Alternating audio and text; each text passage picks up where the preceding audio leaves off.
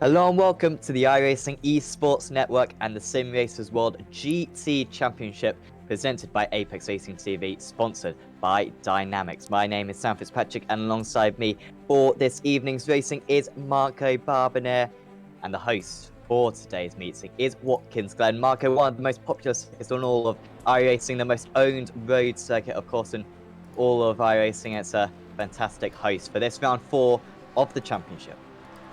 Yes, absolutely. Hello Sam, hello everyone and welcome. Great to be here. This is going to be a fantastic race and I'm quite sure, of course, live on both Apex Racing TV and the iRacing Esports Network, of course.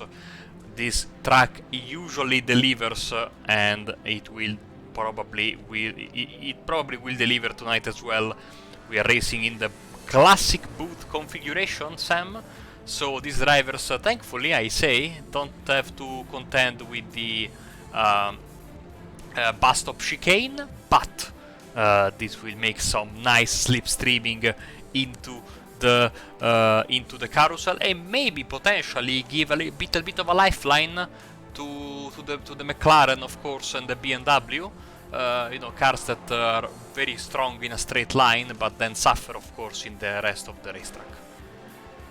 Yeah, it could certainly be the case. A few more overtaking opportunities by extending this back straight, which Steinmobile is currently negotiating, tries to pick up a little bit of a tow from the drivers ahead. We're currently in a 20-minute qualifying session, so just a couple of minutes into that, then we will have a 1-hour race. For anyone who isn't totally familiar with the format of this series, and it's been a pretty incredible first 3 rounds of the championship, Marco. It's been 3 different winners as well. We saw Danny Croce taking the race win at Daytona in round 1. Then it was Jack Ashton, who is currently the championship leader. He took the race win at Bathurst. And then last time out, finally, Mark van Liesnold got on the score sheet, winning his first race at Sebring. But each of them have been ever so close so far.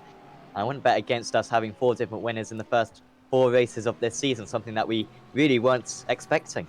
Yes, absolutely. I think that that could be in the realm of possibilities for tonight. I think that a track like this really is very well liked by many drivers, so a lot of drivers will know this racetrack very, very well. And who knows the surprises that we might have come the checkered flag in, 1 hour and 50 minutes time, more or less.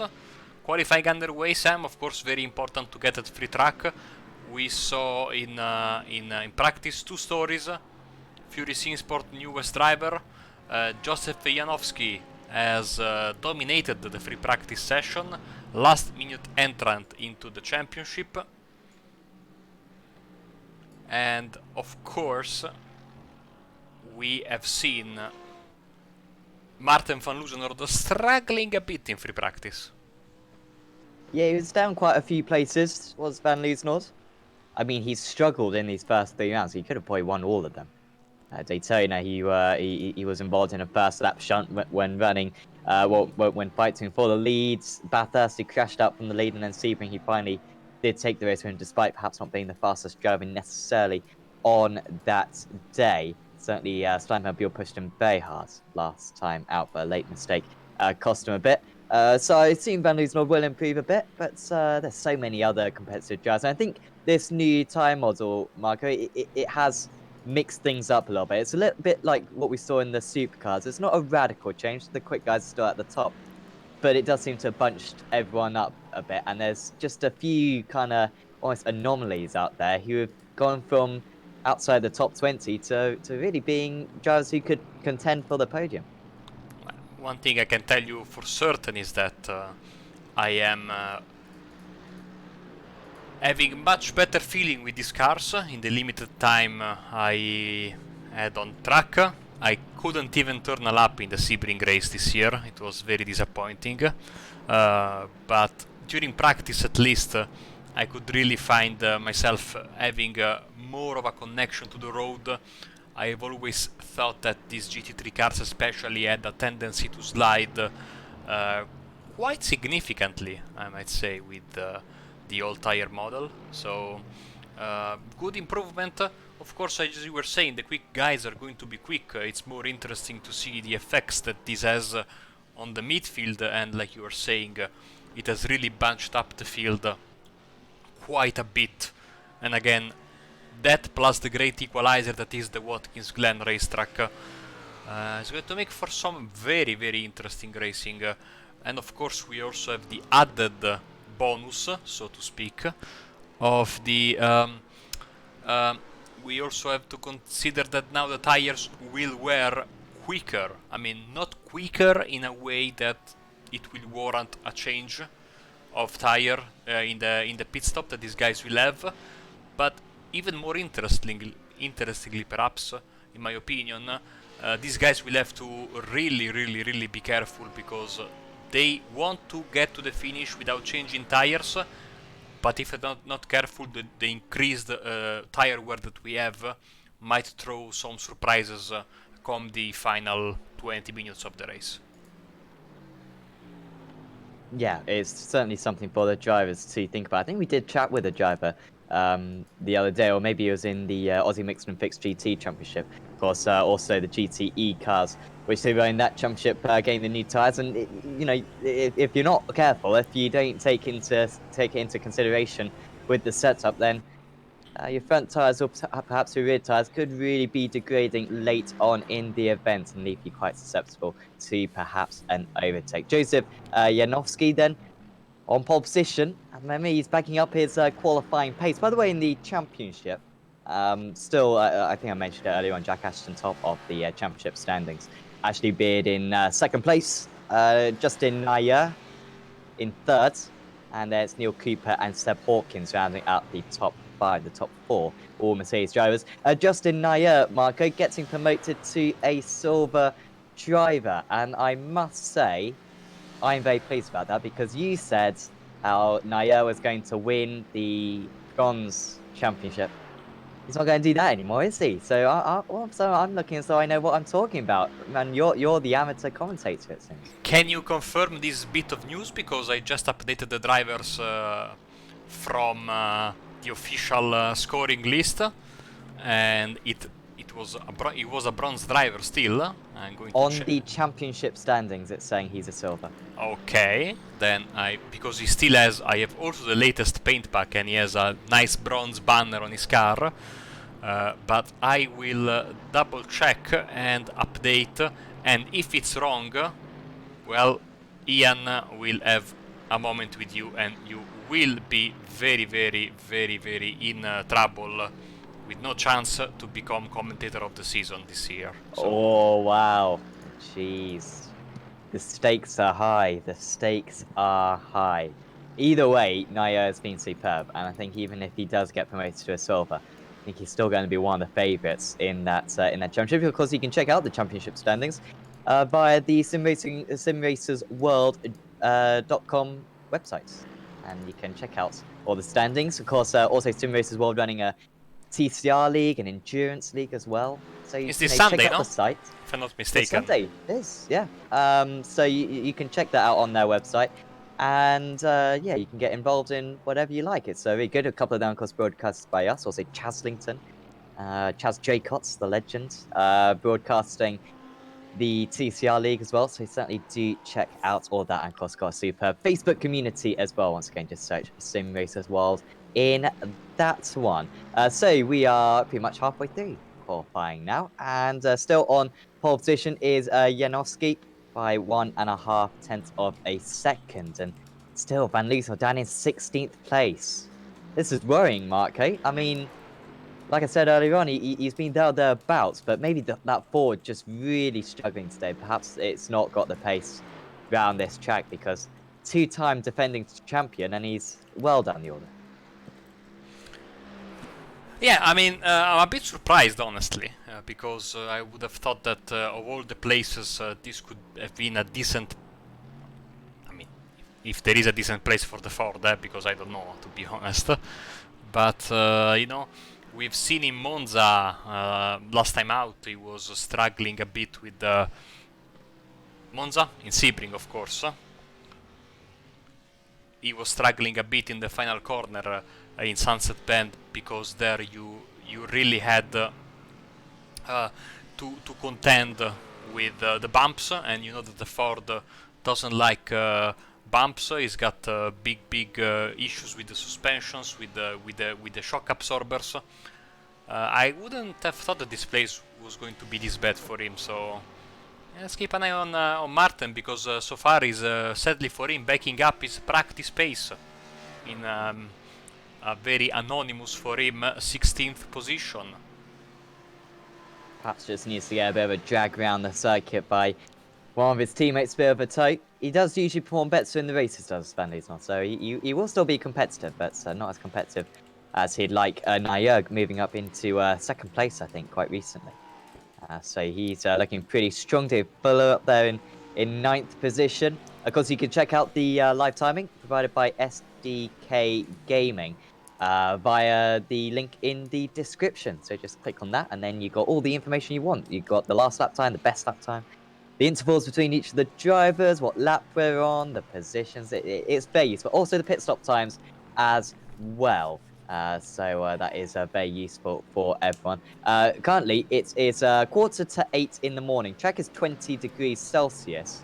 Could get a lot warmer later on, I'm guessing, Marco. It's 15th of May, so just going back to the default time today.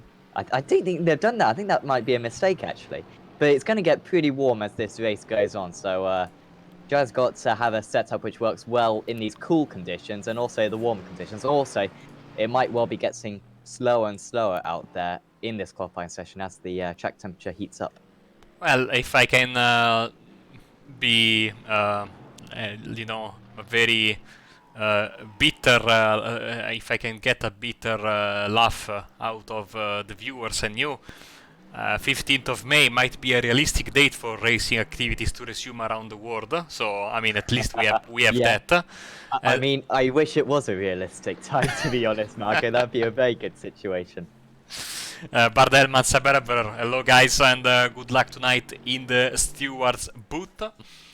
They will be your race stewards for tonight, and they will kindly update us on the bottom of your screen, and you will follow every update from penalties, drive-throughs, you name it, warnings, etc, etc, etc. We have some drivers starting from the pits. For example, Oli Slade, he has a qualifying ban, therefore he will start from the back. I think, yes, we have a full pace lap around here, so it's going to be a relaxing drive for these guys around the beautiful New York, upstate New York. That was the scenery here. This track also, well, not this version, the one with the chicane, recently added as the new AI racetrack.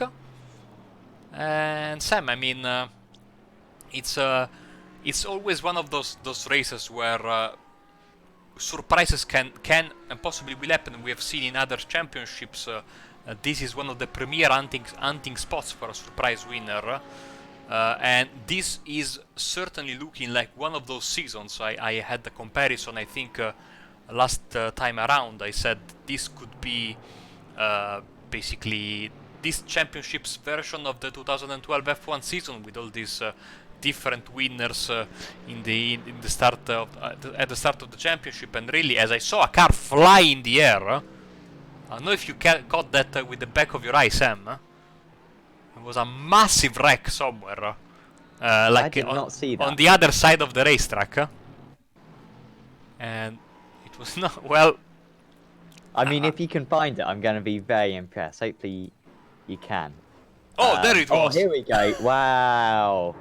Lunar mission. Don't ask me how we managed to see that, because we were watching a car that was in the booth, but I saw in the distance like this rocket fly in the air. You will see it on the broadcast replay, on the on-demand video. Sometimes I amaze even myself, to quote a very famous character. Let's see if that is the correct quote. I believe it is. I believe it is. But no, good eyesight. Good eyesight right there. Yeah, that was a heavy impact, wasn't it? Hopefully everyone's all right there. Stein Van Buell actually has put himself up into pole position. We missed that one. But Van Buell, because he got pole position at Sebring last time out. Kind of messed it up at the start, though. Pretty much lost the race at the start. I mean, maybe that's a bit harsh. But he certainly lost the lead at the start of the race and then was just unable to bring it back in the closing stages. Still managed to get second place out of that. But he's certainly looking pretty good. Is Van Buell, and one of the favourites for the title, but undoubtedly consistency is going to be a key for anyone here. Few drivers back in the pit, so they'll come back out onto the track, but only got a couple more laps for the drivers to be able to do. Of course, once you cross the line, you can finish the lap that you start. It's not like the official says you can finish the lap that you start. And I'll just say thanks to everyone who's tuning in, because on the Esports Network, we've got over 100 viewers at the moment. And this isn't even the racing. It does get better than this, believe it or not. So do stick around for us for the entire hour. We'd certainly appreciate your company. I think everyone is actually going to Esports during this this inside time per se, because on the Aussie Mix and Fix on Sunday, honestly, we had like 220 people watching at points in this. It was absolutely incredible. Yeah. Hopefully we're fixing your motorsports craving at the moment. And it's going to get worse for you guys. I mean, you can trust someone who has been under basically quarantine for now a week and a half. The boredom, I mean, starts. You say, I can deal with this, and then after 3-4 days, it gets worse. And now 1 week and a half after, I'm doing Super Tracks broadcasts late at night with Austin, at 3 a.m. to pass time. But yeah, massively important that everyone stays at home as much as possible, and hopefully, I mean, today I love every kind of sport, but I'm Italian, so we love football around here, and I opened my live scoring app, and there was not a single football game scheduled anywhere in the world. Wow. In like top 3 divisions of every country. So the last sports we had were snooker and the darts last weekend. Maybe Aussie football, AFL, Aussie rules. They are going to start, but I'm not sure they are going to continue after the first round. So yeah, if you want some sport, well, just jump into the esports world. We promise you won't be disappointed. So Stein Van Buell says that's enough.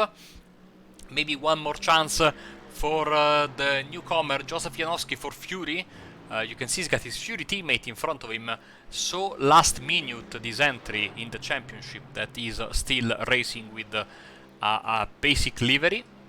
As we say hello to everyone that's joining us in the chat. If you have questions, no, Davey, don't worry. In Italy, I don't know why, but there is no shortage of toilet paper in my country. I don't know why in the rest of Europe is such a big issue.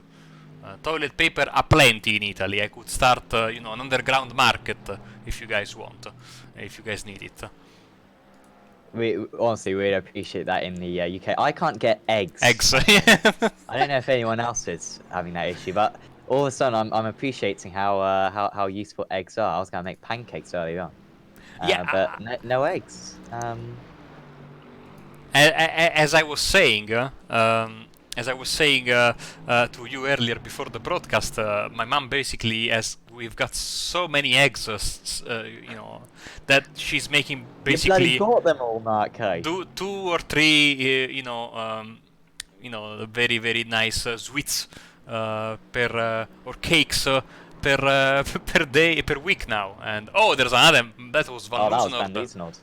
Yeah, Janowski is not improving, by the way. Speaking of cakes, and he goes into the pit. Let's see if we have some improvement from Jack Ashton. His last lap was his best lap, so he's seemingly getting faster and faster. Only needs to improve by just over a tenth. Oh, well, that's it. Dear. Couple of hits again. We'll get a new car for the race. Actually, Beard, think he may have crossed the line in time. Here comes Nick Sherman's. Does Sherman's improve? Currently in 13th place, unlucky for some. And he does improve, but remains in 13th, but with a 43.0. So that was pretty nice to see, or 42.995 perhaps. Someone else just improved, by the way. May have been Adam Murray, I think, Yes, going up into P21. 21st Yep. place. Here comes Matthias Tem as well, being very impressive on his debut season, but that's quite slow around the final corner. Stephen DeWolf, currently in 25th, only 1.2 seconds off pole position, ever so close as always. He goes a couple of tenths slower though. And so actually Beards might be the last one to cross the line. We're not sure if this is actually a legit lap from Ashley Beard. Currently in 5th place. But here he comes. Now, if he could go pole here, then the whole sporting world would have... Oh, he's messed up the last corner. And even if he was on course to perhaps improve, it's kind of ruined it right at the end there. It was a 42.9. So it would have probably been a very similar lap time anyway. But that certainly did not help his cause. So that is pretty much all the drivers across the line. And we just wait for the session to tick over. And then we'll be able to get into this grid. But, I mean, Ashton up there once again. Mark, I mean, it's so tough to call. But can you call who's going to win this one? I mean, Van Buell, very quick again. But has he got the race pace? Nair, usually very strong in the race. And that's his best qualifying of the season. Janowski, the unknown quantity. I mean, there's really 6 or 7 guys out here who could win. I absolutely agree with you. I mean, it's going to be, again, an unpredictable race. Exciting for sure. By the way, I think we have the starting grid for you. And there it is. And look at that beautiful pace car as well. The Mustang is back again, as it will be for the rest of the season, everyone. So that's good news. Stein Van Buell is on pole position once again. Half tenth of a second ahead of Joseph Janowski on his debut. Justin Nair, and he, 700th of a second off pole, lines up in 3rd. Jack Ashton, championship leader, starts in 4th. Then it's Ashley Beard, Juice Moosty, good qualifying for him in 6th. Hendrik de Grave in 7th. There's Neil Cooper, Steve Clays, and David Fuller rounding out the top 10. Plenty of silver drivers in amongst those guys. Then it's James Forstake, Bod Boland. Watch out for him on a day like this. Nick Shermans, Seb Hawkins, Matthias Tem, Kim Bayet, Chris Muretta, Marks Van Liesnod. Jeez. Car number 1 down in 18th place on the grid. 8 tenths off pole position. Will undoubtedly be in the top 10 as long as everything goes right in the race. But that's going to be a fun drive to watch him get through the order. Paul Gosling starts in 19th, and Kevin De Winter rounds out the top 20. Behind that is Adam Murray, Lee Deemer, Pim Bow, Simon Van Dyke, Stephen DeWolf, Ronald Moons, Ryan Walker, Jeremy Hessels, James Hobden, Lee Woodburn, Kevin Boland, John Tusting, Rob Thiessen, Thies Berg, and PJ Clayton. He didn't set a particularly respective lap time. Louis Hank and Ollie Slade will be starting from the pits. Clayton's might be starting from the pits as well. We'll wait to see on that one. But to get the pace lap underway, one of the longest pace laps we have. I think Road Atlanta is pretty long. Road America undoubtedly takes the biscuits and some. It takes all the biscuits. But this plays pretty long as well. But I guess it's realistic, isn't it, Marco? At the very least, and we get to see that lovely Mustang chew the field away. Absolutely, I absolutely agree with you. I'm not sure I would have been able to beat PJ Clayton's time, by the way, but we can certainly appreciate that, and we can appreciate this beautiful McLaren in the Ayrton Senna tribute livery from Stein Van Buell. So we have McLaren, we have Mercedes, Audi, the first Ford, the only Ford in way back, and Stephen De Wolf is the first BMW. He is also down by quite a bit. The other McLaren of Clayton's, look at that fantastic Meraki livery. there is no prancing horse representation tonight. So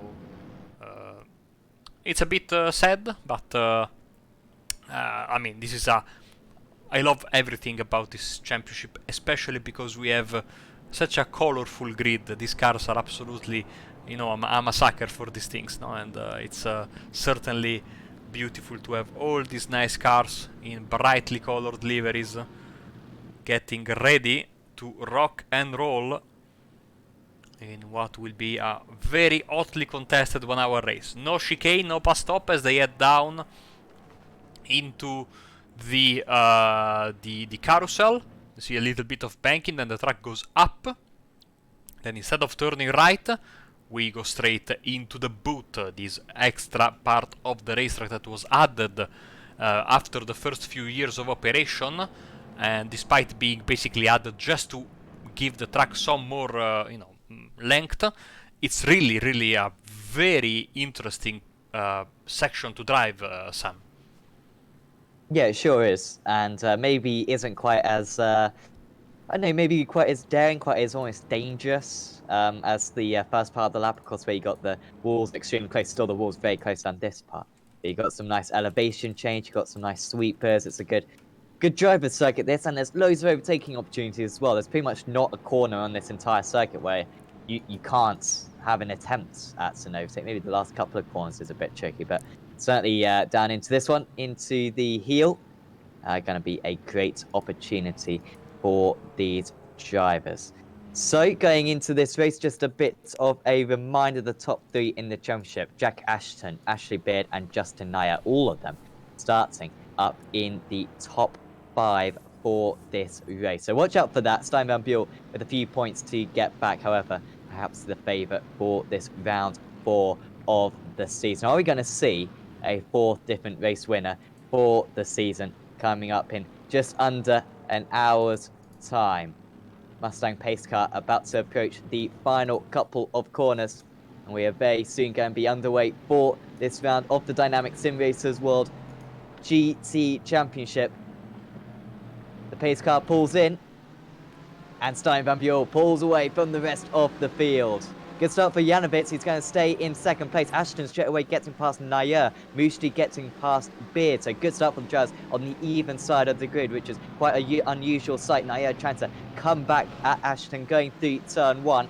Might have part of his car alongside up the hill, but he's going to back out a bit, and that's probably the wise thing to do. Oh, the leader in the fence! And the grave as well. And that's a lot of drivers in going to get a pace car. The big one!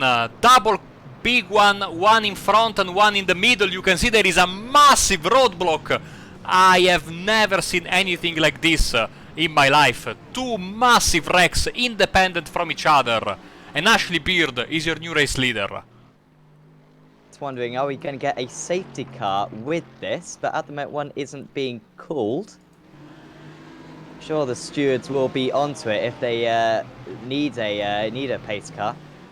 But at the moment, nothing like that. So Beard in the lead. We have seen it at Watkins Glen before. Haven't seen it in this series. And it's Steve Clay's up in 2nd place. Sherman's in 3rd. Forsyth in 4th. And it's Fuller, Muretta, Van Loosnord already up into the top 10. And lots of drivers with a lot of damage. And there's no faster pairs in this series. I'm going to try to piece together what happened. So Stein Van Buell out in the lead. And Mikey, you're going to have to take us through this one.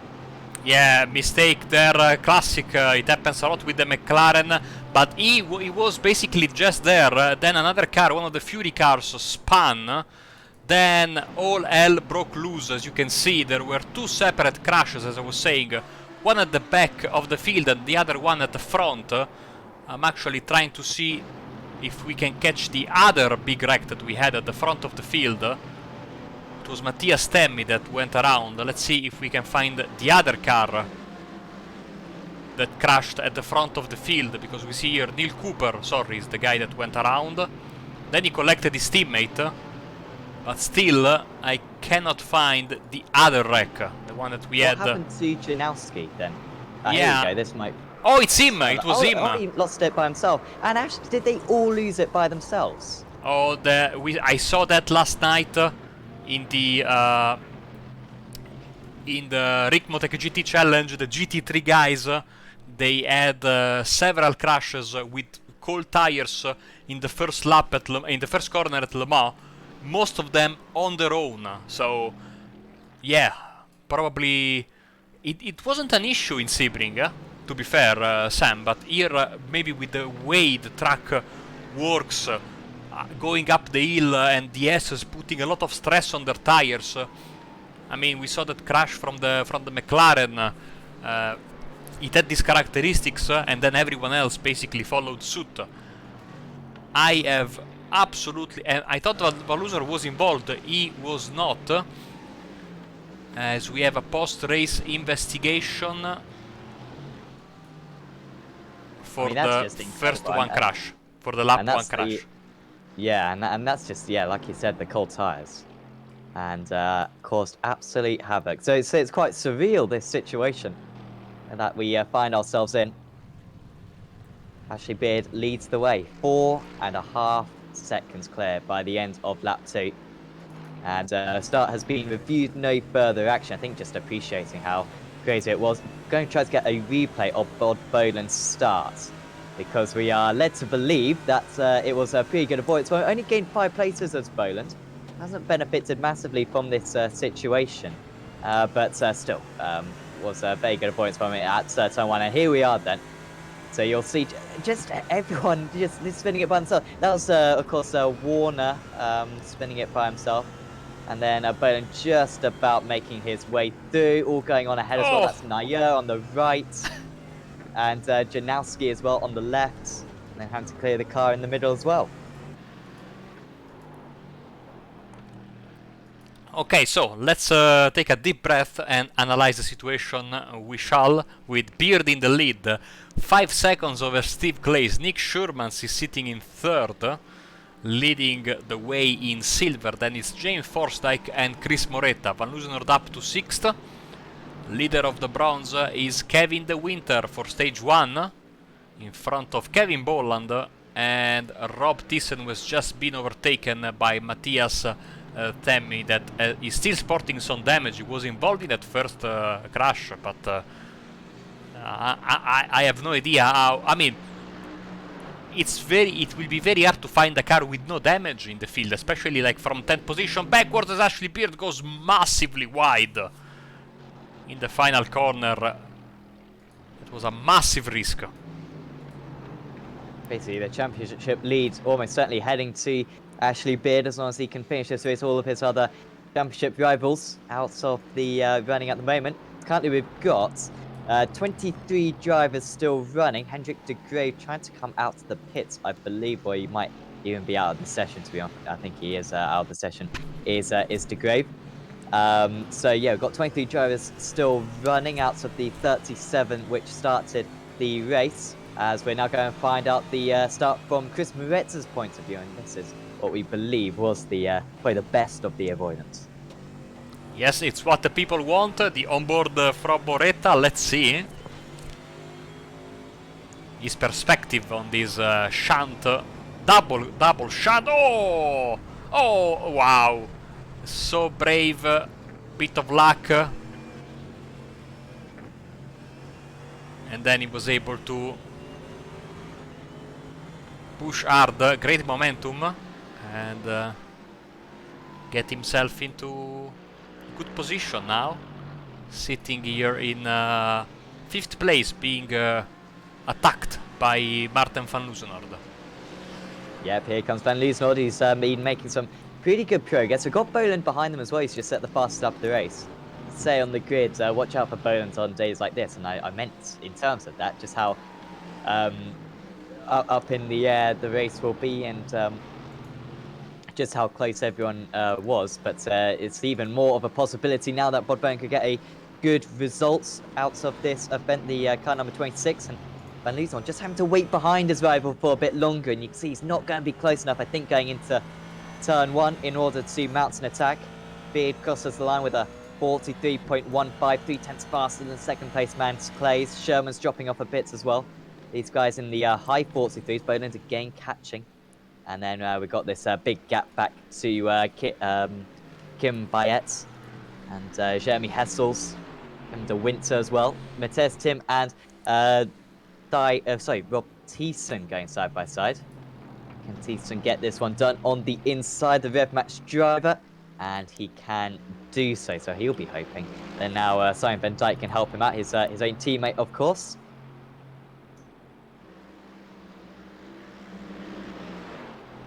Tyres certainly warming up at this point, trying to come back now as the free sim spot driver. Can make this move. We see the outside line at this circuit. Oh, sorry, at this corner. Very effective. Little bit of a tap, and that might just be the door opening for him to move through. I don't believe Thiessen will be best pleased with that one. But it's Tem who gets 12th place back, and these are big positions for drivers who aren't always running in them. To their Matthias strategy is quite often at this point, but Rob Thiessen having a brilliant run. Believe he may have been my bronze driver for the types as well, so feeling pretty good about that now. Well, always nice to have a good prediction, especially because we don't often get them right. Yes. So going into the 9th minute of the race, still 5 seconds between Bird and Glaze. Actually, let's bring up the lap time history between the two drivers, and you can see well, the big difference of course has been that first lap. Apart from that, it's been steady, small but steady gains from Ashley Beard over Steve Claes. Steve Claes, of course, a very consistent driver, so don't count him out. And now we keep having this fight here, and of course Martin van Loosenord was attacking Moretta, but now he has to defend from Moretta's teammate Bob Boland. Here we go. But into the outside. Van Loosenord barely leaving him with the car's width. He wants to make this one as tricky as possible. Does the Merc have the grip on the outside? Van Loosenord runs a little bit wide himself on corner entry, but Boland with a better speed, and it seems as though the driver who's finished in the top 3 in the championship on several occasions going past the double champion, and that is well done from Bod Boland up into 6th place. A podium very possible for him today. Here comes Thiessen, and this is going to be perhaps a little bit personal now between himself and Matthias Tem. They're actually trying to not to trip over one another at the moment. Perhaps Van Dijk might even have a better chance at that 12th place than Thiessen. Both seemingly have remarkable similar damage, especially to the bonnet area on their cars. Along with, to be fair, all these Mercs just have the exact same bonnet damage to you, Marco. It's the exact same pattern. Yeah, the damage model can't come soon enough, in my opinion. Oh, Essels with issues. And he sparked in the runoff area there in the final corner as Beard gets 143.1, fastest lap of the race. Let's see the replay. That corner there, no matter the tire model, no matter the car, it's like they put some oil. But here he got a little bit of helping hand. Okay. It was with Bayet, of course. And I'm not sure whose fault that was, but it was quite a big impact between those two drivers. Already sustained quite a bit of damage, of course. There we are. Maybe Bayet was a little bit late to turn it. Yeah, probably. I imagine the stewards will have a look at that one. No penalties being dished out so far, I believe, at least not for that start line incident. Van Loosenord, 11.5 seconds off the lead, up 11 places so far. The biggest gainer in this race is Ollie Slade. He's live on the pits. He will be chuckling to himself now, I imagine, for the 250 driver. As the Meraki drivers swap round. Moretta just lets him pass Boland, who's now up into 5th place. Boland is 11 seconds off the lead. I think he's probably the 2nd fastest driver out on circuit, only behind Ashley Beard at this point. No drivers have re-entered. Apologies, Dries Mujdi has re-entered to the circuit. Also, no, that's it actually. Yeah, that is about it in terms of the drivers who are back out on circuit. So watch out for Mujdi. Gonna have a bit of damage, but might come back later on.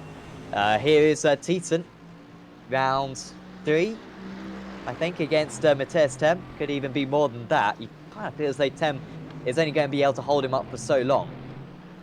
But whilst he is holding him up, it's producing a pretty good battle. Ollie Hank Louis Hank, another driver who starts from the pits, rapidly catching up to these guys. Hank in the 43s, that's the same pace as the race leaders in his Audi. Will be onto these guys in a matter of corners, I imagine, because he's upping over 2 seconds a lap faster. And there's absolutely no way past at the moment for Rob Thiessen.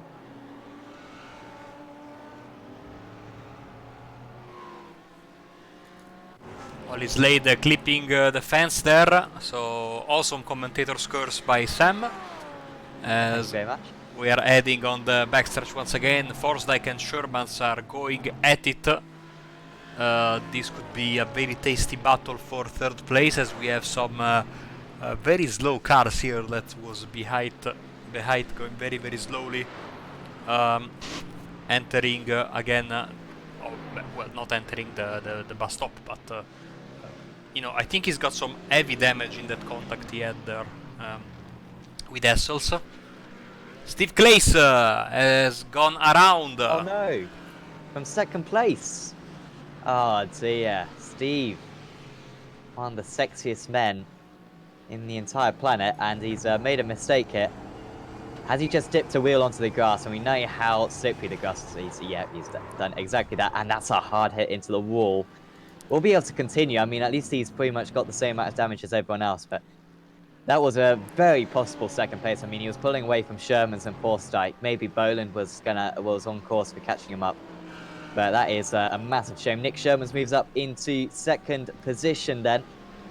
James Forsdyke, he's already got a podium this season, of course, at Daytona. Moves up into third. I think it was Daytona. He got a podium. Am I right on that one, Marco? Yeah, I think you're right. Yeah. Also did quite well at Bathurst, I think.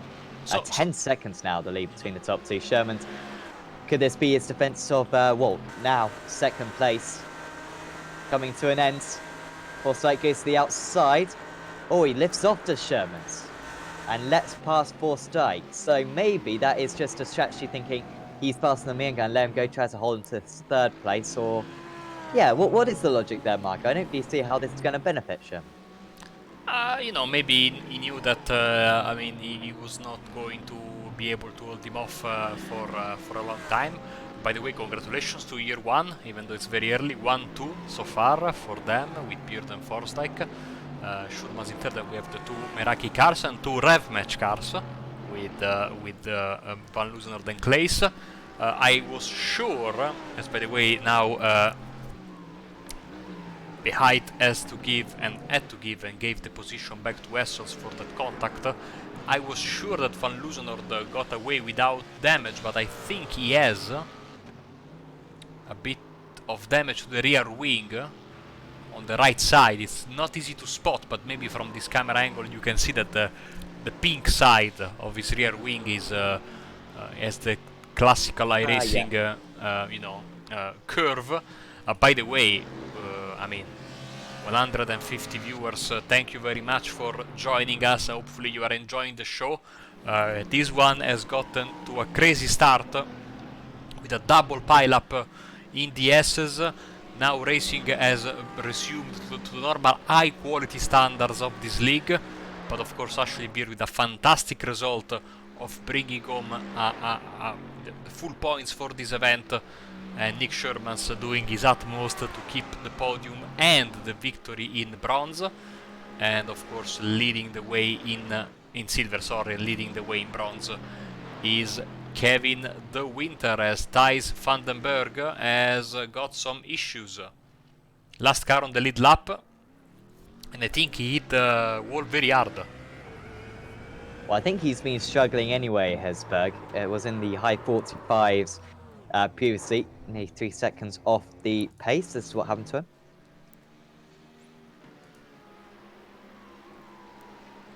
Decent Van Dijk, yeah. This battle has been going on for quite a bit. Boland, by the way, has got ahead of Sherman's. I think we may have missed that one. Tem is, yep, hanging on to that place then.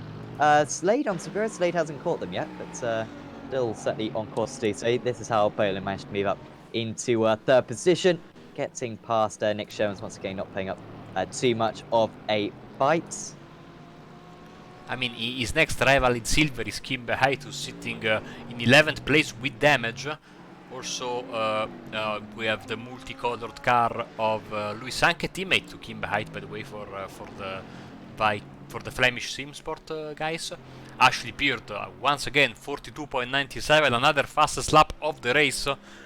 And he is absolutely smashing the clock right now, and really proved to be no match to all the surviving cars.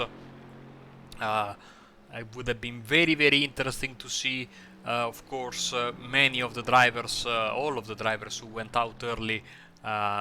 There could have been many interesting stories. Of course, Joseph Janowski could have been one of the protagonists, as of course was Stein Van Buell, who has sadly already given up after. I mean, he hit the wall, okay, but it was not a massive hit, and he was sitting there, no? And then everyone basically came crashing into him in the first of the two pile-ups there, as we have once again this fight going on between this trio of Mercedes AMGs. Can't remember a time before these guys not fighting. I can't remember a time before Matthias Statiege was ahead of Rob Thiessen. Oh, sorry, behind Rob Thiessen, but now he is. Coming back at his rival, but surely his superb defense is coming to an end. He comes back again, and there's contact between the two of them. And now Thiessen really would not like Tem to get past on this situation. Once again, the 3 SimSport driver on the outside. He's just been getting the cutback time after time in these last few corners, and how Slade really is with these drivers. And Tem is moving ahead again. He managed to find himself somehow a bit of space on the outside of the circuit. And I think for the 5th corner in a row, he's going to the outside. But I think in the first corner, for a while, he's going to be back ahead. And this is mind-boggling defense. I mean, this is absolutely incredible. And yeah, moves back ahead. So PJ Clayson, has he just got past Ollie Slade? So that's a good move from Slade. And now Janowski is onto the back of these guys who earlier pitted. Didn't even realize Janowski was still in the race, but here he is. Yeah, I mean, one thing's for sure. I mean, all this fighting has really created basically a big pack of cars fighting for 13th and backwards. Here we go with Van Dijk and Thiessen going side by side as Claessens is coming. Let's jump on board with him and listen to this beautiful McLaren MP412C roll. Here he comes then. Goes straight high speed. Is there space on the inside? There isn't really. And now the ref match drivers are going to try to work together to keep this place, but just going to be boxed in, I think, is the one trailing, and that should be simple for places. Might even get the 2 of them hit around the outside, and that was very nicely done there from places. Now, will the 2 ref match guys swap around? It seems like they're just racing normally rather than working as teammates, and now they do change. So Van Dijk finally gets ahead of Thiessen, and you might have a bad chance of getting past Tem. Here comes Thiessen back again. And don't make contact, guys. You still got a good result here, as long as you don't make contact. And Matthias Tem just making a little bit of a mistake ahead. Tem, he's on the wall. And did anyone else hit him? I don't think so. There he is, Tem, and that could be the end of his race. Well, at least he was never overtaken by Rob Thiessen. Oh, that must have been a failure of some sorts. And just missing him at the back there was Ollie Slade.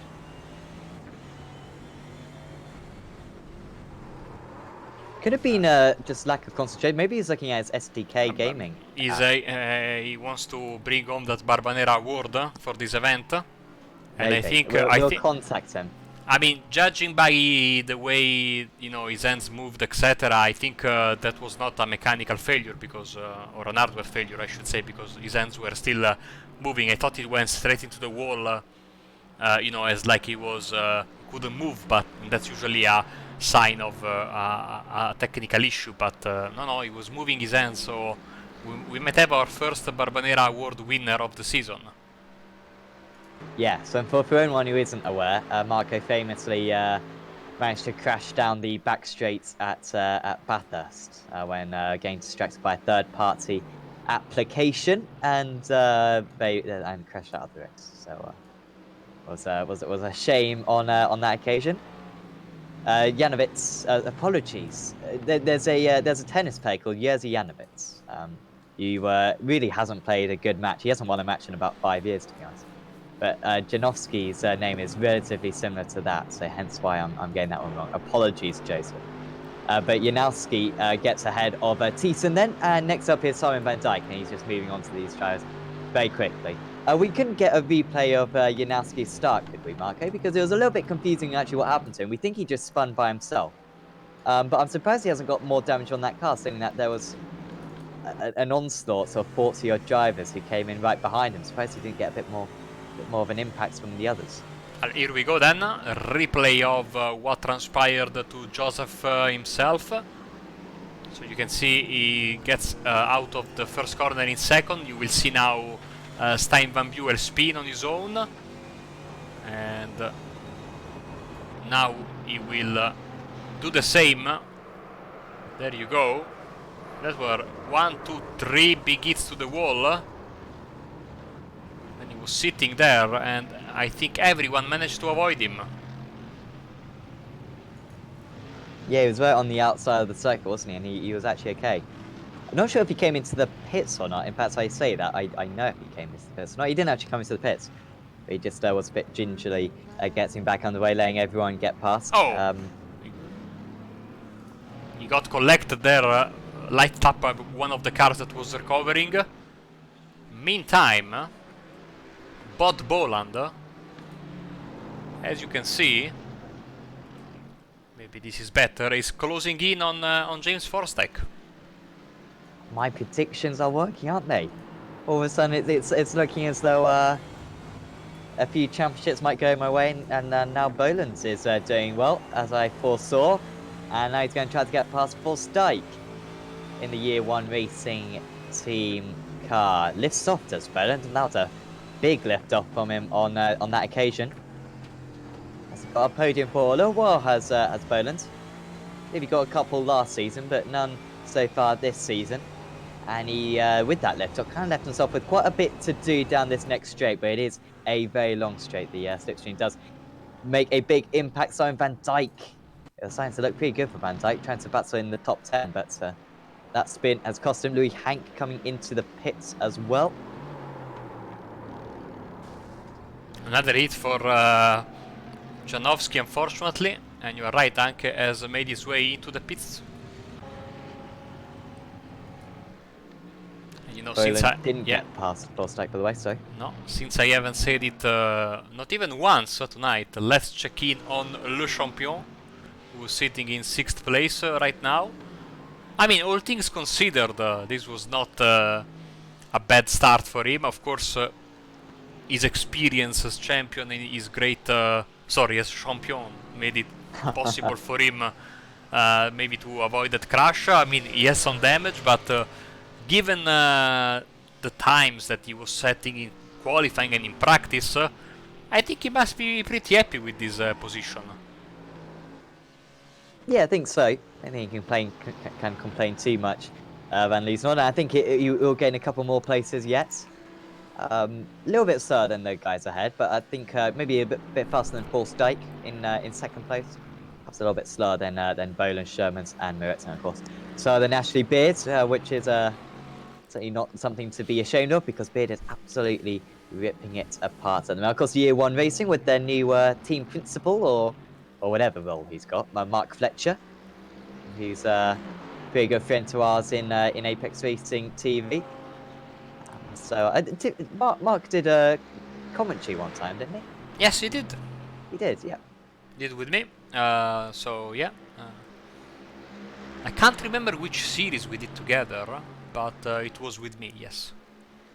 I think it might have been an official series, like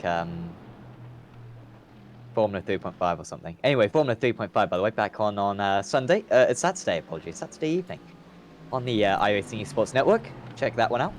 No, on Apex Racing TV. Oh, it's just on Apex Racing TV, isn't it? Yes, and of course, this Monday I will make my one-time comeback to the series, of course. So, I don't know, Sam, if you are commentating on that on Saturday.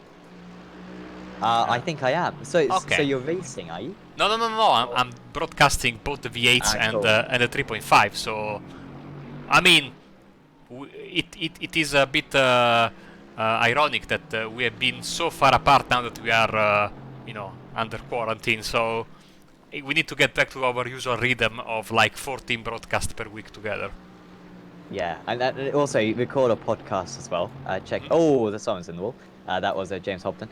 But yeah, we'll try to record an Apex Racing TV weekly roundup podcast. There Oh is dear. Hobden, and that was quite a big impact. Was running pretty far down anyway. I think he had to come to the pits earlier on, did Hobden as well.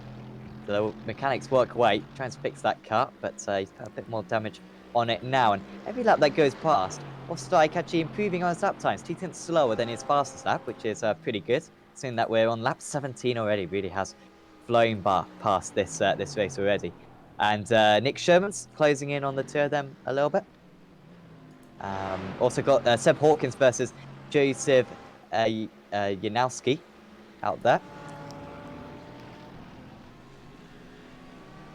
And here comes Janowski. This could be quite simple, although Hawkins was actually faster than him on the last lap, or yeah. So actually, has Hawkins recently got past Janowski? Because that's only makes sense with the lap times that I'm reading at the moment. So Hawkins actually some pretty good pace, catching up to Kim Ayetz currently. And That's here is how, the pass. Hawkins did get past, yeah. Yeah. And still ebbing and flowing this gap between Forsdyke and Boland, as you can see.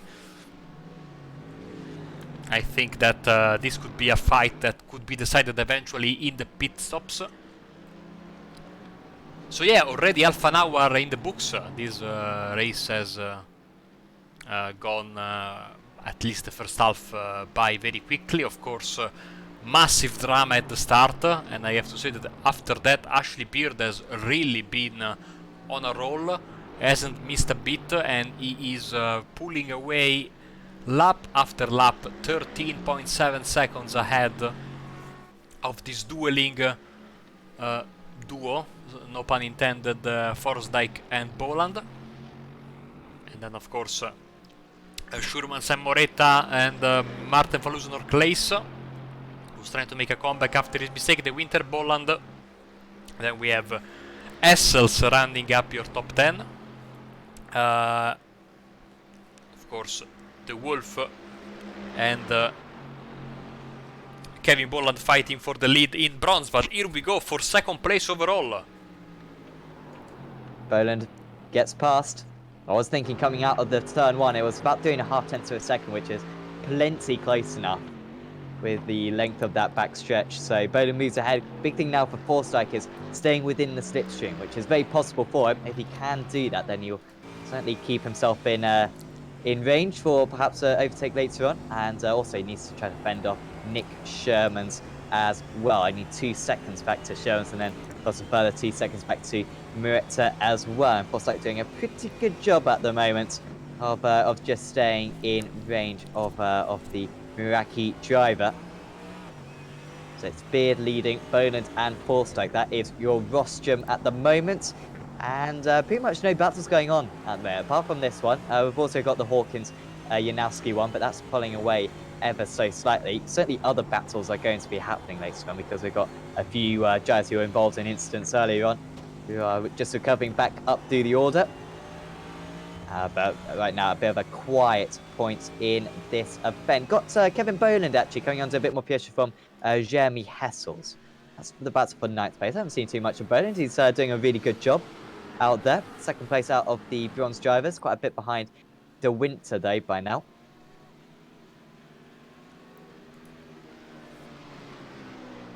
Keep an eye, of course, as soon as possible. If there are any updates at the front, we'll switch back to Boland versus Forsdyke, but this could be also very tasty.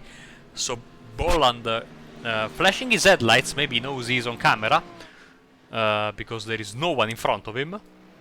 Next car is the Winter leader in his class, of course. So, I mean, with this Restream server that we have been using for almost 1 year now, basically the gap between what we are seeing and what you are seeing is like 5 seconds. It's absolutely like the smallest I've ever seen. It's almost so if someone is watching the race, which I don't recommend doing while you are driving, but you know, to each their own. See, he's still flashing his lights. I think he's watching us.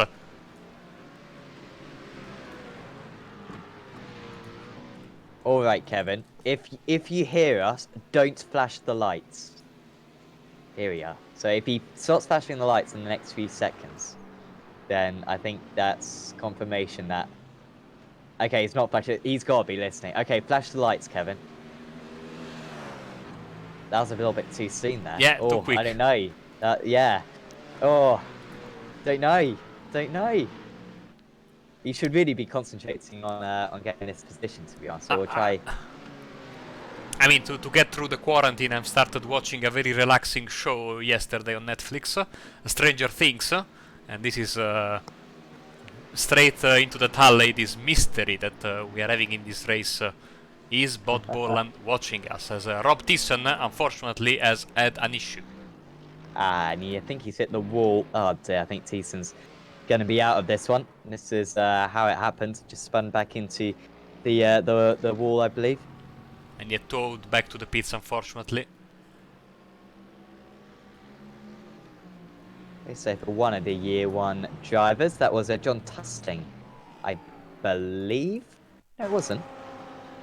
That's someone else. It is John Tusting for Quantum, getting passed by Ollie Slade, just as that crash happened, by the way. So basically in real time, as Bot Bolan now is having some connection gremlins. Of course, the stewards are reminding us, well, not the steward, but David Whittables, who is, of course, very close to the stewards, that flashing the headlights is not allowed in this championship.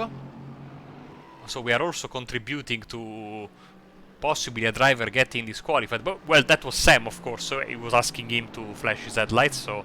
Again, I terrible said, behavior. Don't flash your headlights. That's what I said. I said don't flash your headlights.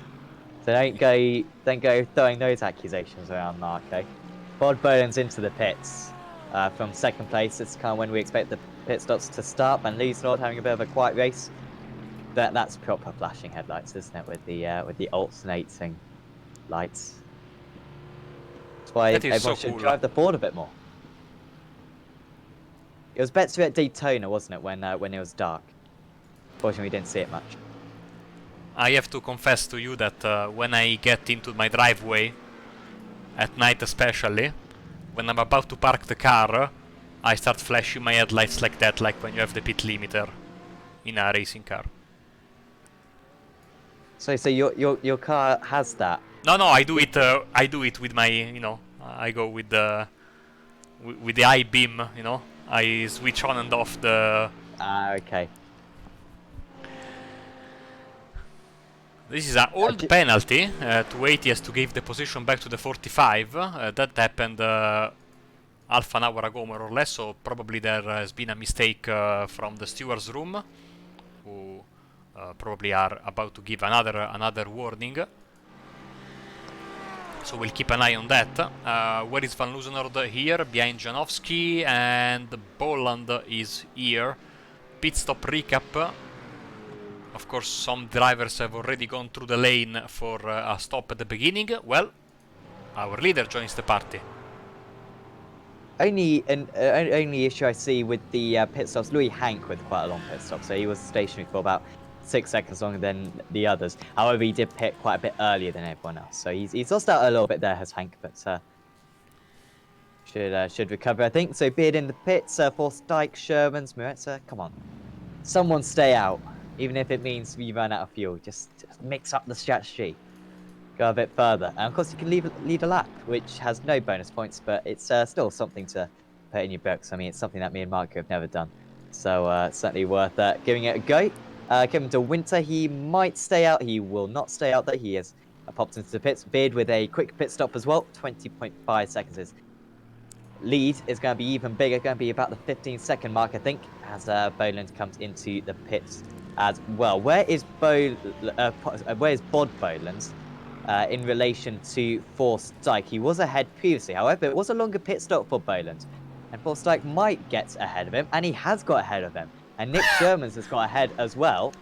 And so it's all changed then. So Beard leads the way by 16 seconds. Forsyth back up into second.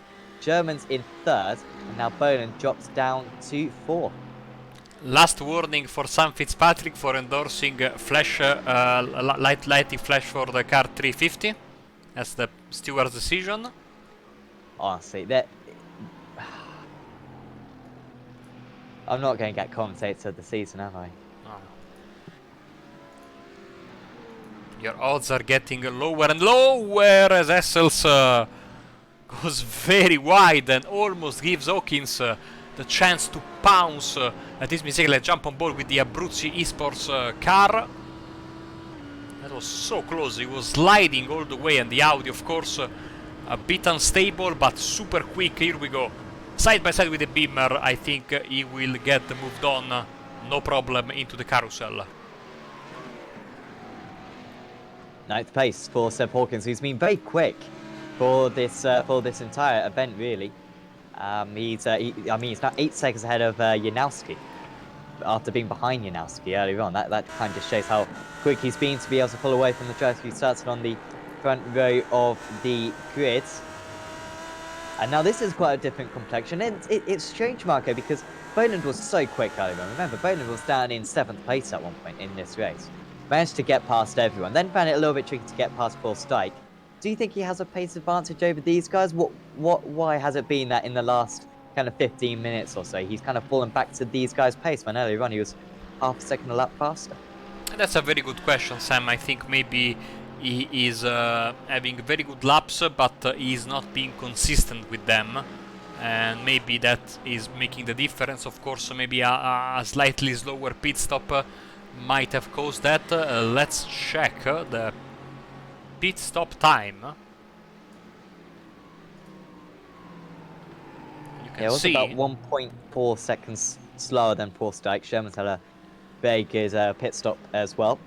Yeah, 20.6 for Forsyth, 20, 20 sharp for Sherman, and 22 for Boland.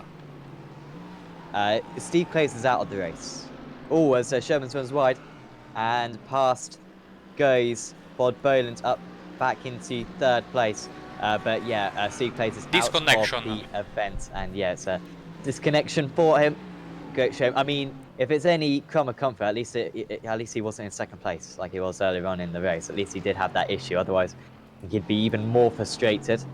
Yeah, fantastic shame for Steve Clays, who was driving brilliantly earlier on. Got through the first lap mess and haven't quite taken advantage of this really open opportunity today. Adam Murray is having a terrible race, and I think he has had enough after this off. Man, I'm unstoppable with the pants tonight. And he had to tow back to the pits. 16 seconds and a half now the lead for Ashley Beard. It's not going to be a record, is it? Because I think Van Loosenholt won by half a minute at Kota last season. Once again, the historians in this series can fact check that one. There's a bronze car Pinbow there, diligently pulling aside, letting these fighting drivers continue their fight. Schurmans will be next, so Boland gets one, of course, and now we'll try to get Forsyth, trying to break this 1-2 for the year 1 guys. They are having absolutely a fantastic impact on the championship, the year 1 team. They have been very successful as of late, wherever they have been, and so this is no surprise. And of course, especially when you're trying to establish yourself in a championship, you absolutely have to profit from these strange races. As big thanks to Cosmos for following us on Twitch.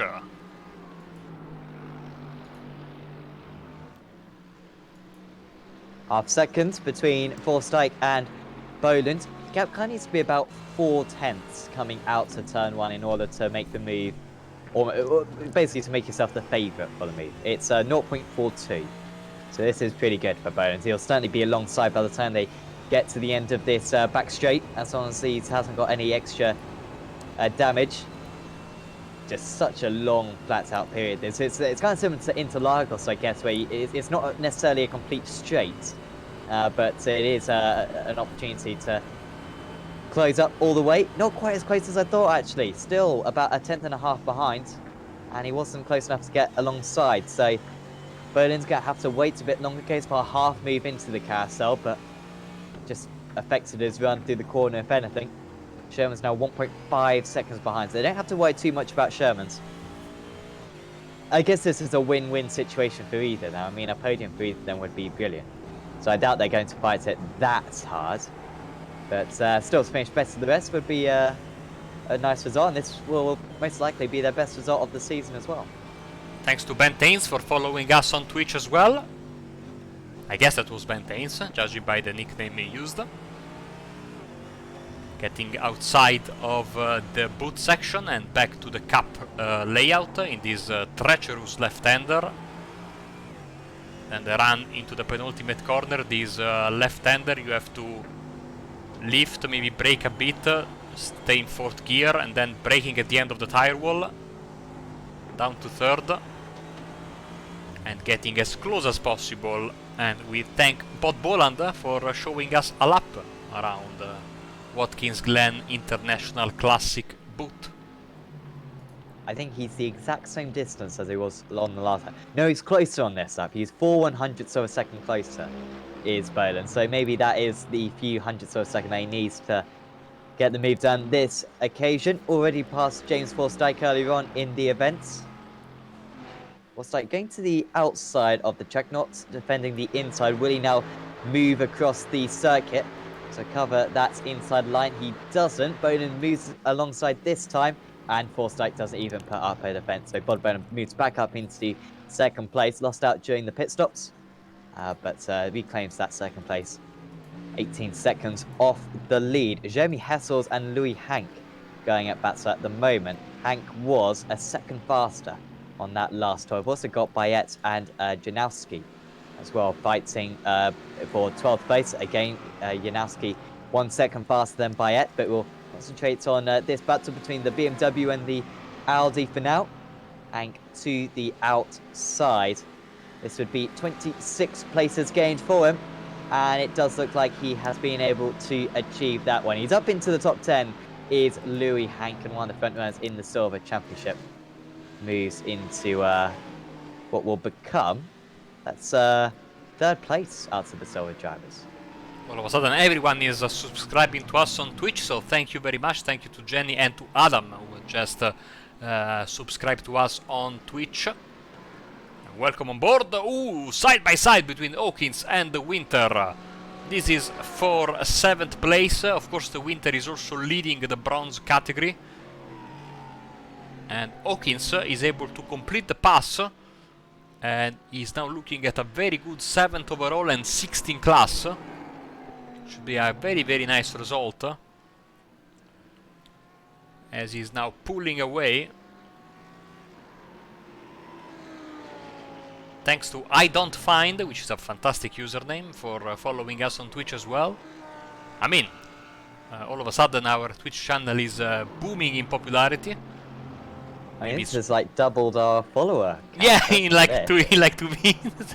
Maybe it's one of the drivers who is suggesting us to, or maybe we are making a good number of viewers on Twitch because I mean, yeah, this is the only form of sports basically available right now, as we have here Kim Behait, who's sitting in 3rd in the silver class, has just been overtaken by Joseph Janowski, who is really having a good race despite the damage and the crash. Of course, he would have wanted so much more from this. And here we go on the backstretch. Behind has a lot of speed, of course, both cars with a bit of damage. But Janowski is able to save, keep his position, as we have a problem for the Fordzilla entry of Jack Ashton. Has he lost that by himself then, I guess? That's an unusual mistake for Jack Ashton. Ooh, what happened there? Now, is this where, does the engine then blow up just soon after? That was like dirt kicked up by the car, I think. Oh, so I thought his engine blown up. Huh. I thought he blew a tire, but looks okay from here, so... I guess he'll still score points, won't he? He's 13 laps down.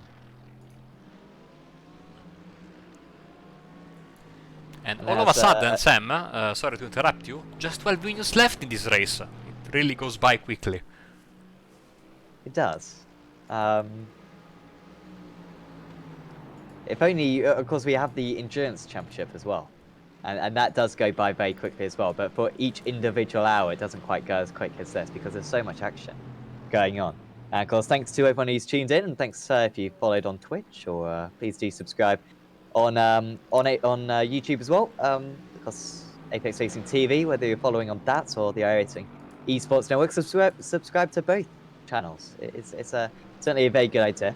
Undoubtedly, though, yeah, esports is taking off with this. With the current situation, because 120 viewers is, I mean, to us, 120 viewers listening to me and Marco, wow, that really does show the desperation at this point. But certainly, if you want to see more sim racing broadcasts, do subscribe to Apex Racing TV or the iRacing Esports Network, because yeah, it's a good fix at the moment, undoubtedly. Bernard hasn't pulled away, so his Forsyke still half a second behind. Maybe we'll come back well better, but with the way that Forsyke didn't put up much of a fight early on, I think he's happy just to take the third place and run with it. Only other battle I see out there, Moretta's actually been caught by Van Nieuwsnod. He's just decided to put in his personal best lap of the race. He's just turned up all of a sudden, has Van Nieuwsnod. That's good tyre wear on that Ford. Here he is, trying to catch up. 1.6 seconds to catch up now to Mureta. Certainly possible, that one. And then we've also got Boland fending off Hank and Hessels. Boland was being caught by quite a bit, has been able to alleviate that pressure a little bit more recently. And they're catching up to De Winter, I guess.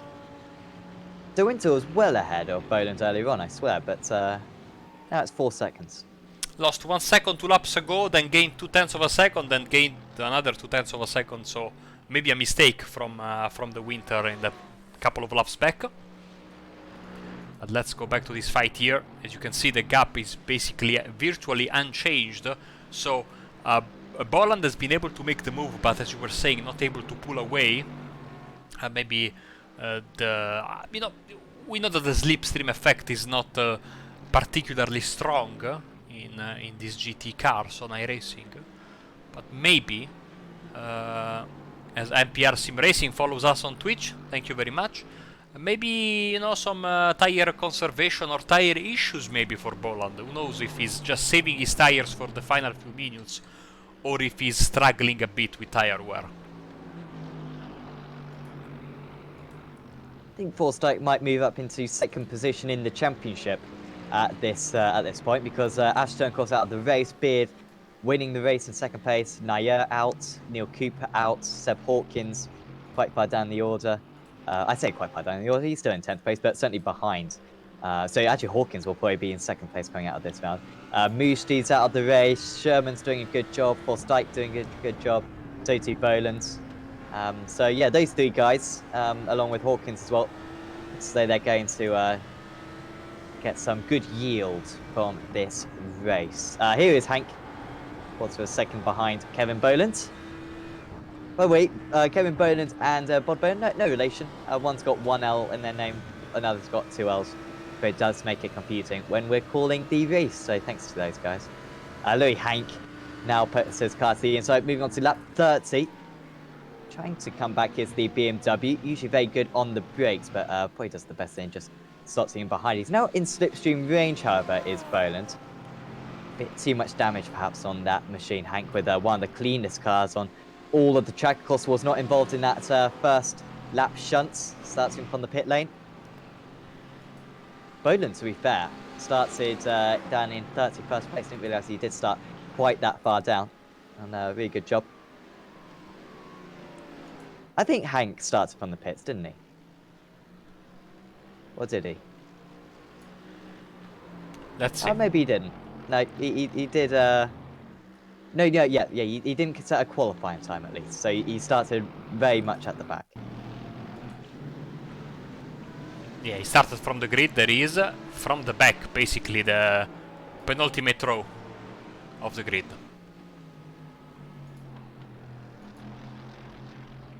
Of course, anyone who's just tuning in after this race is complete, of course, do watch the starts. I think we're going to be watching the starts, to be honest, but yeah, different angles as well of what happened, because it was you'll have to rub your eyes to believe what was going on up the hill on that one.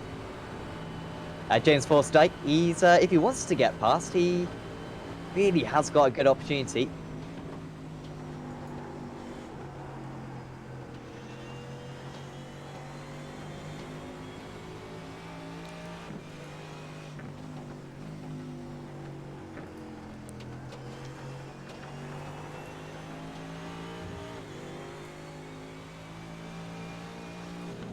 Oh! The Winter is parked in the runoff area of the first corner. Former leader of the bronze class, and he wasn't under any pressure from Hank, who just got past Boland. That's a massive mistake from Kevin De Winter, and that is perhaps a bronze class victory thrown away. Oh! Wow!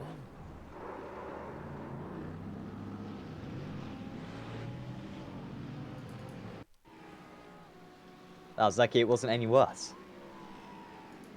Involving Matthias Stem in his mistake there. And luckily Matthias with a big bit of damage already, but that was just a spin. Let's see it once again. That was a... I don't think he was 100% sure where to make the pass. Oh no, they made contact there. And in the end he went for the outside line, and that didn't pay off. Yeah, just the closing speed was so much. I think he was just expecting us to be able to give him a bit more space. Also, maybe a little bit of lack of concentration as Juice Mujdi. He's spun round. 2 laps down, of course, already. According to you, he was out of the race earlier. Oh, here we go. Okay. Forsyth is putting up a fight this time. Has he got part of his car alongside? No, however, here he comes down into the chute. A lot of points to lose for these guys, not a whole lot of points to gain. And this is bringing Sherman's back into the battle. Sherman's gained by 9/10 of a second on that last lap. He will probably catch them by the end of this race. The race leader is coming up to the line, going through the last couple of corners. So probably got 2 more laps to go at the conclusion of this one. Van Dijk in the pits, maybe a mistake in his strategy. As Behait and Claessens running side by side for 12th position. McLaren should be able to complete the move. So yeah, the leader is in the S's right now. Boland and Forsyth now coming through the start-finish line, as coming out of the pits is Van Dijk. He shouldn't be in the way of this battle, or maybe he will. Might be a slipstream for Boland. Should certainly help him out. 0.38 coming out of turn 1. So again, he's going to be in with a chance. Sherman's not gaining much on that lap. Dipping back into the 44s. That's about half a second slower than the lap times he has been producing. Maybe going with a little bit more straight line speed. Forsyth sniffing down the inside. Okay, so another driver with a miscalculation in his refueling, probably, Sebastian Hawkins. 7th place. And this will drop him to... Oh, wow, he might be in 15th, I think, after this. Simon Van Dijk's off the track again.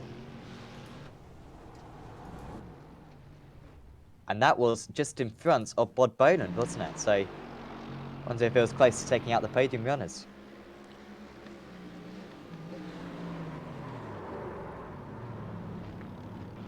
Oof. 331 and 77 will be investigated after the race. As PJ Claessens has made a mistake in the S's. The worst corner possible for the McLaren. Took out Van Buel at the start and now made a victim of the other McLaren in the field, unfortunately. And with this little time left in the race, this really hurts. You'll score points, but not many of them for Claessens. He looked as though he could get his championship charge back on track. Not looking like that is going to be the case now. Boden with a bigger gap this time against Forsyth, so he might be all right. Is this the last lap? No, still got one more to go after this one. 24 seconds. If anyone can go back to Kota last season, please do let us know what the gap was between Van Liesnoord and everyone else on that occasion, because that's the biggest gap I can recall. And this is really running it close. It seems like Beard has just run this race as though he was under pressure, just driving as fast as he possibly could. Should we give him a bit of airtime, actually, Beard? Because we haven't seen him pretty much all day. Because he's been too quick. Of course, it's tricky to say if he would have won. If it weren't for that impact, the other members of the top 5 were all taken out in that first lap shunt. Pretty much everyone else on the top 10, to be honest, were taken out of the race because of the various incidents. But he's been very quick regardless. Very consistent as well. And Sam, to finish first, you first have to finish, and Ashley Beard absolutely with a fantastic run tonight. He takes the white flag, Sale La Blanca, and this will be his final lap. Let me spend a nice word for the debut on Joseph Janowski. Of course, again, he maybe and surely would have wanted more from this race, considering he was first after the first 2 corners. But fantastic comeback.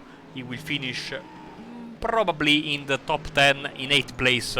Would be a fantastic result. Final lap for the dueling Mercedes. Mercedes was looking at a lockout of the podium, by the way.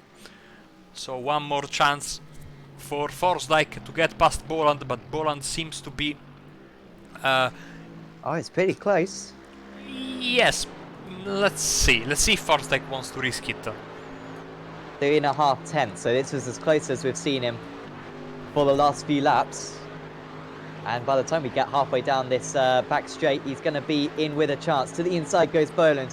Does Forsdijk risk it? They're 2 seconds clear of Sherman, so that should be all right. Year 1 Racing goes to the outside of the Meraki Racing driver. Forsdijk on the outside again. Will he duck to the inside? He's at least got the cutback. Will be a better line.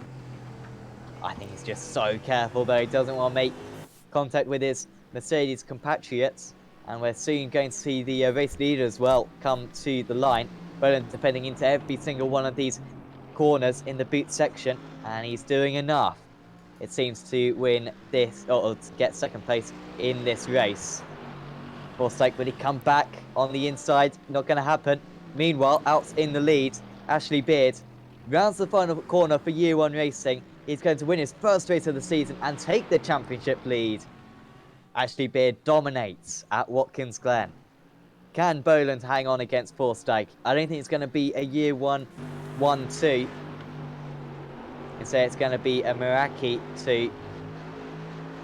And that will be enough, I think, for Bod Bones. Coming round the final corner. And that is a good drive from the guy who started in 12th place. 26 car finishes in 2nd place. Sherman's 3 seconds behind them. Moretta being caught by Van Liesnoord right at the line, but Van Liesnoord didn't have enough. Louis Hank, it seems, from the back row of the grid, or penultimate row of the grid, looks like he's going to get 7th. Still got Hawkins and Slade and co.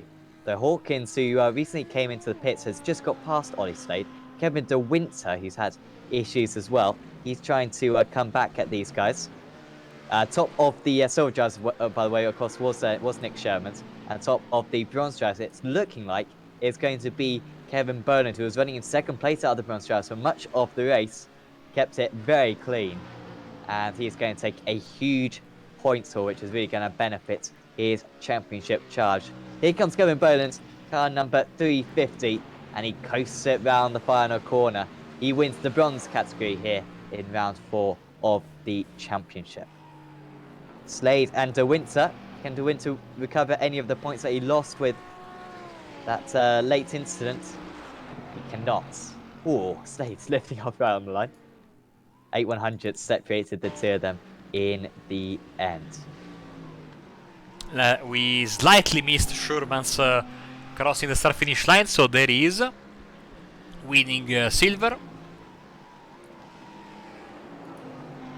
So congratulations to him, and in just a second we will have the final race results from a chaotic and very enjoyable race here at the Glen. And once again we thank each and every one of you for tuning in. Hopefully this has been, and I think it has been, a very, very entertaining race as the drivers take their parade lap in a nice formation. And we switch to the blimp, we switch to the empty view, and we give you the results. Maybe. Have we got the results?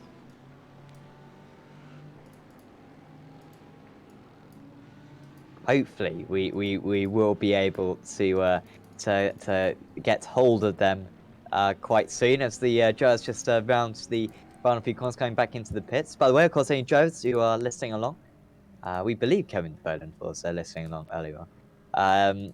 Have a chat with us. We're pretty much open to having a chat with pretty much everyone. Of course, we won't get through everyone, but no matter what position you finished in, we would certainly be interested in talking to you. Fantastic to get the narratives of this race. I'm sure there were many of them. So we do now have the results, and it's actually Beard becoming the 4th race winner of the season and the championship leader, car number 30, wins by 25 seconds ahead of Bod Boland. James Forsyth rounding out the podium. Nick Sherman's finished in 4th place. I believe Sherman's will be in 2nd place in the championship now. Behind that was Chris Moretta, Martin van Leeuwenhoek, Louis Hank in 7th. Then so Joseph Janowski, Jeremy Hessels, Kevin Boland was top of the bronze drivers in 10th.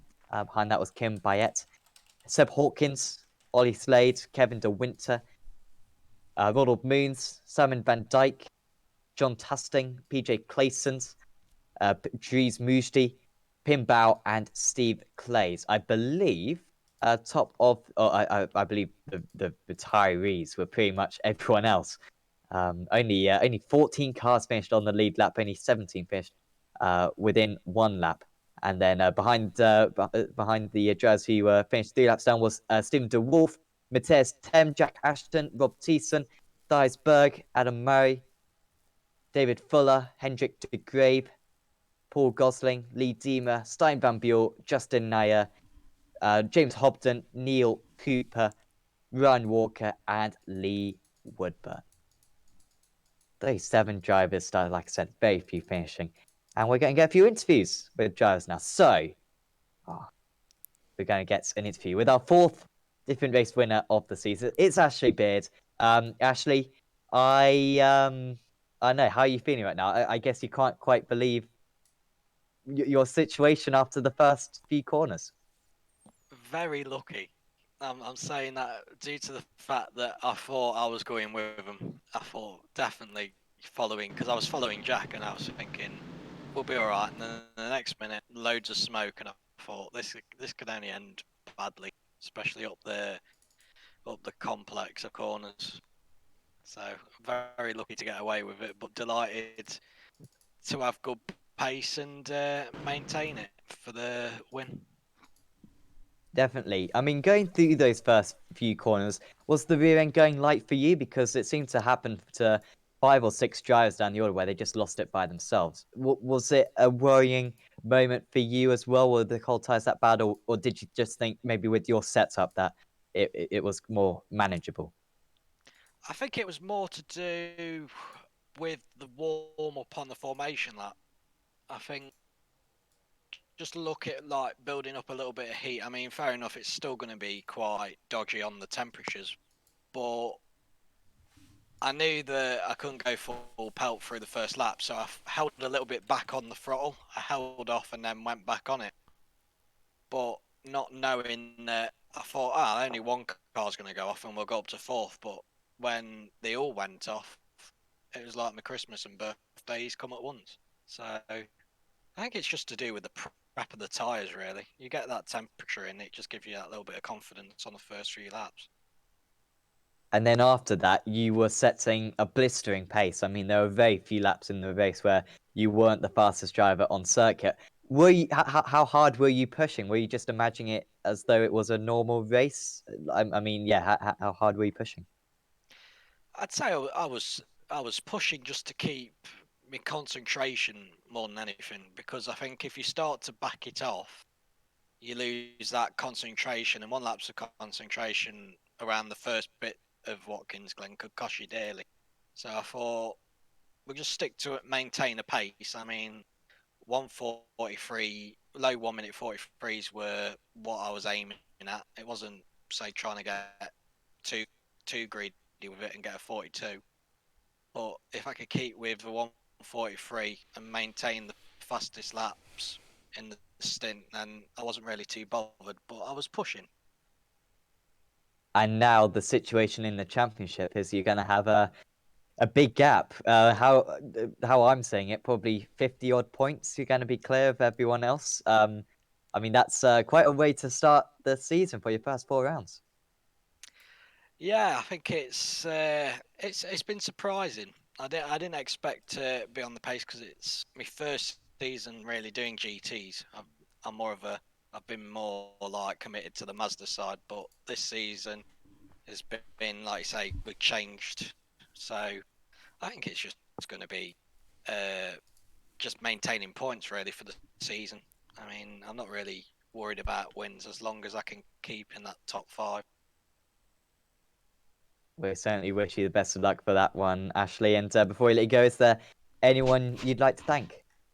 Well, I'd like to thank everyone at Year One. I mean, fantastic bunch of guys. Couldn't wish for any better, really. And all the sponsors, especially Mark Fletcher. I mean, he's just an absolute legend.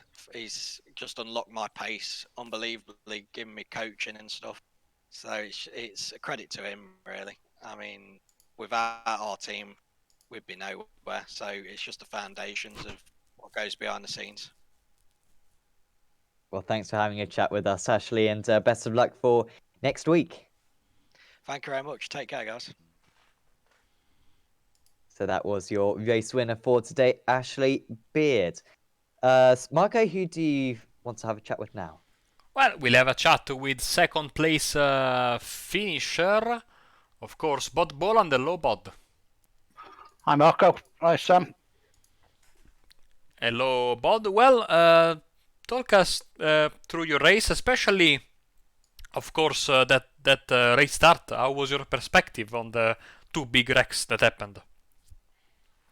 I don't know what happened. I was too far back to see what happened, but it was just a case of coming off the throttle and hoping you don't get hit from behind. Got through the carnage and then just try to settle down. After that, you have been in a race-long fight with James Forsythe. In the end, you were able to finish second. You made a move in the final few minutes, but then we thought you would have been able to pull away from James, but that didn't happen. Is that because the slipstream was so strong, or were you in trouble with the tires come the end of the race? Yeah, tyres were gone and lack of talent. James was quicker than me. I was more concerned about, was it Nick Sherman that was behind me? I thought if I could get ahead of James earlier on, get him in between me and Nick, and I felt as though I had the pace on Nick, but definitely not James. James was quicker than me. So after 2 weeks of the new tire model, what are your thoughts on these changes that iRacing and how are you dealing with it? I don't like it, and I'm dealing with it badly. Well, of course, if dealing with it badly means a second place, that's absolutely a good place to start. So we have done 4 races, and of course next week, 5th round of the season, in a very tricky place to pass. Championship is heading for Zolder. What are your thoughts about that? Yeah, the next 4 tracks I'm not too keen on. What are these? Zolder, Monza, Motegi, and Zandvoort. I'm not looking forward to any of them at all. Thank you very much, Bollard. Congratulations once again. Before we let you go, anyone you'd like to thank? Yeah, thanks to you guys at Apex Racing TV. I'm sure the broadcast is quality. Big shout out to the lads at Meraki. They always spur you on. And the guys at Simracersworld, especially Ian. Had a little chat with Ian this week. Put me right. My head was up my backside a little bit, but Ian's a good lad, and he runs a great series. And also a shout out to James. Not once did I feel as though he was going to cause me any problems out there. We were close at times, but he's a really good driver, really safe. Thank you very much, Bod. Enjoy your podium and catch you hopefully next week. Yeah, thanks a lot, guys. See you next week. That was Bod Boland. Who are we talking to next, Sam? Ooh, we will chat to 3rd place driver, James Forstyke. A brilliant 3rd place for James today. Congratulations. We've asked it to everyone so far. The starts, how was it from your perspective? Very scary. Pretty much came up through the S's, and there was people spinning out left, right, centre. Pretty much all I could do was slow down as much as I could, and I was very, very, very fortunate to weave a way through it all and come out clean the other side.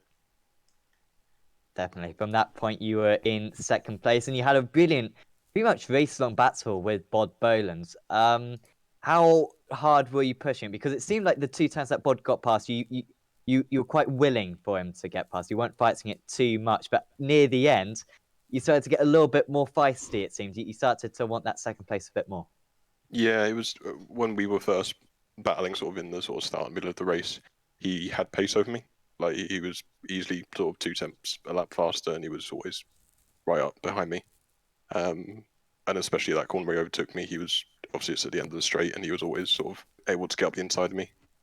And it was at that point it was easier to let him past and try and see in his draft and get away from I think Nick, who was behind me. But yeah, by the end of the race, I think after the pit stop and came out, and we were quite evenly matched. I'm not sure what changed, but yeah, I think I had pace over him at the end of the race. So yeah, I was just trying to make the most of it, and I was desperate for the year 1-2. But I mean, Bod raced brilliantly. I couldn't fault him. So, but I'm happy with that. Absolutely. Next up, we head to Zolder, pretty much a staple of this series. Have you got much experience around there in GT3 cars? Pretty much none. I pretty much have no experience with any car, if I'm honest. I think I've raced it a little bit in Project Cars years ago, but other than that, nope, never really raced it. So it's gonna be a new experience to me. Well, I'm sure you're going to have a fantastic event, James. Best of luck for that one. Before we let you go, is there anyone you'd like to give a shout out to? Yeah, definitely. All the guys at year 1. I think Ash mentioned Mark Fletcher. I say he's done wonders for our team. Couldn't ask for a better person on our team. And then also let's thank Luke Towler, who's been watching the stream and cheering us all on. Well, thanks for having a chat with us, James. And yeah, best of luck for next week. Cheers, thank you.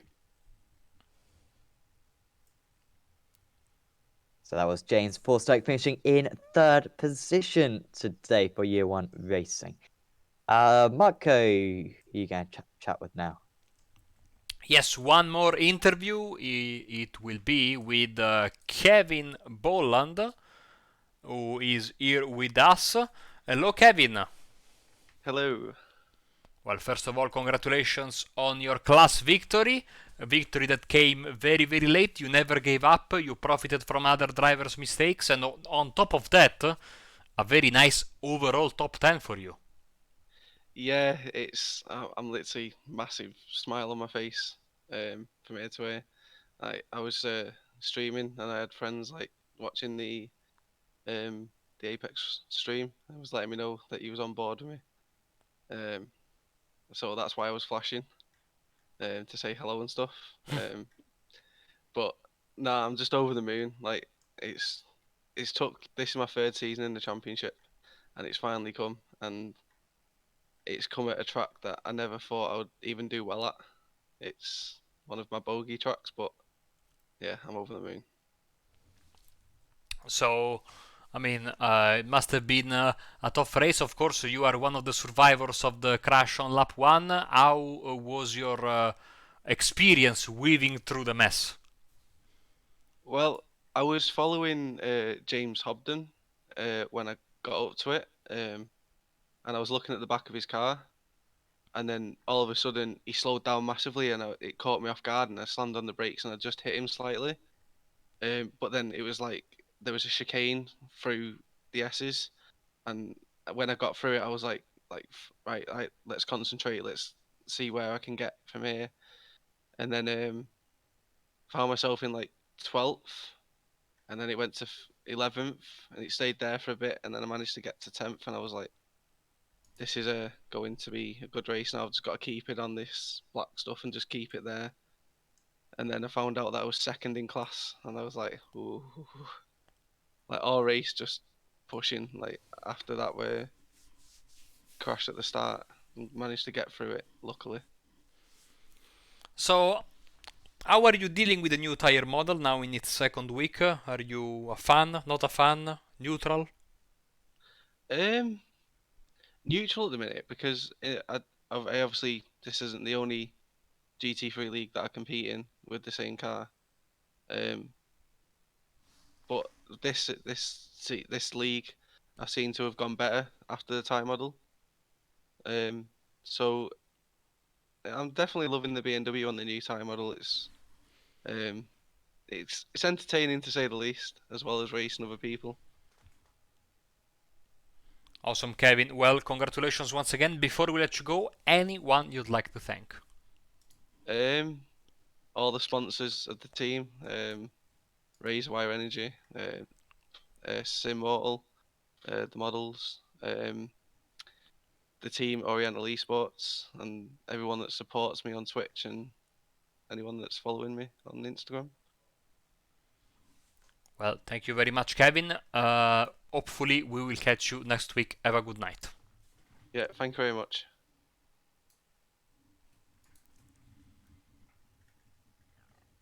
And That's Sam? Kevin Boland, Yeah. your race winner for the bronze category today, getting a superb 10th place. So Marco, a strange race today. I think when you see a big crash, it's quite entertaining. Right? It would have been nice, I think, to see a proper race where we saw the front runners involved. Because I think this would have been ever so close. I think there really was 5 or 6 drivers who could perhaps won today.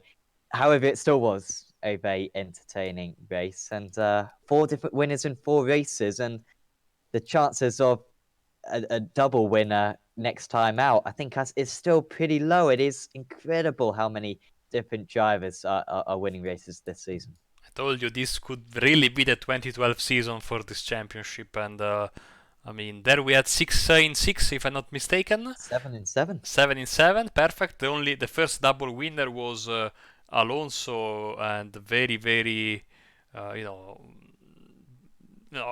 late in the year. So it's going to be a tricky season. This could go down, probably will go down the wire if that's the that's the. These are the first 4 rounds. I cannot imagine what's coming next. And of course, Zolder with those tricky chicanes, those straights. You really need to force the issue if you want to make a pass. We might have more surprises as well. One of the few races that Van Loosenhoort hasn't won in his dominant spell in the championship because of a connection issue, if you remember. So a bogey track for him, maybe. We'll see. Of course, one of the flagship race tracks of this series together with Branzaccio and Spa. So a very prestigious race. Don't miss that next Wednesday. Yeah, absolutely. And of course, if you have enjoyed this video, please do leave a like on it. We'd mega appreciate that. And whether you're listening on or watching on Apex Racing TV on our on Apex Racing TV on the iRacing Esports Network, please do give us a subscribe or a follow or whatever to keep up to date with our future broadcast. Plenty more broadcasts coming up. Of course, tomorrow on the Esports Network, you can check out the Apex Racing League Touring Car Championship, round 1 of this championship, coming from beautiful mid-Ohio.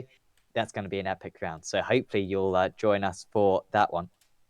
And of course, we've also got Formula 3.5 coming up, the Apex Racing League GT Championship, World GT as well, along with loads of other stuff. So certainly do check out both channels. We'd mega appreciate it. And of course, do check out the 5th round of the DynamiXX World GT Championship at Zolder next week. But for now, from me and from Marco, we're going to say goodbye, and we'll see you next time.